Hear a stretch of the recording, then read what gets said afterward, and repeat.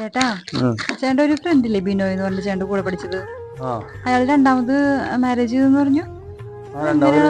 അല്ലാതെ എങ്ങനെയാണെന്നാവോ രണ്ടുപേരും കൂടെ ഒരു വീട്ടിൽ താമസിപ്പിക്കണല്ലേ? രണ്ടുപേരും ഒരു വീട്ടിൽ തന്നെ ഉണ്ട്. ചേട്ടൻ എന്നിട്ടൊന്നും ചോദിച്ചില്ലേ? അവനോട് കൊറേ ചോദിച്ചാണ്, എടാ നീ ഇത് എങ്ങനെയാണ് അവളെ കൊണ്ട് സമ്മതിപ്പിച്ചത് രണ്ടാമത് കെട്ടാനായിട്ട് ചോദിച്ചു. അവനത് പറഞ്ഞു തരണ്ടേ?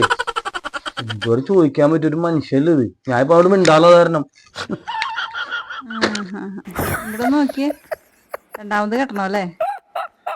കെട്ടിക്കാട്ടാ, രണ്ടാമത് കെട്ടിക്കാട്ടാ. ഞാൻ ആഗ്രഹം അങ്ങോട്ട് തീർത്തു തന്നേ കേട്ടാ. അങ്ങനെയല്ല, അതുകൊണ്ടല്ല. എങ്ങനെയാണെങ്കിലും അല്ല, അതല്ല, ഞാൻ അതുകൊണ്ട് ചോദിച്ചല്ലെന്ന്.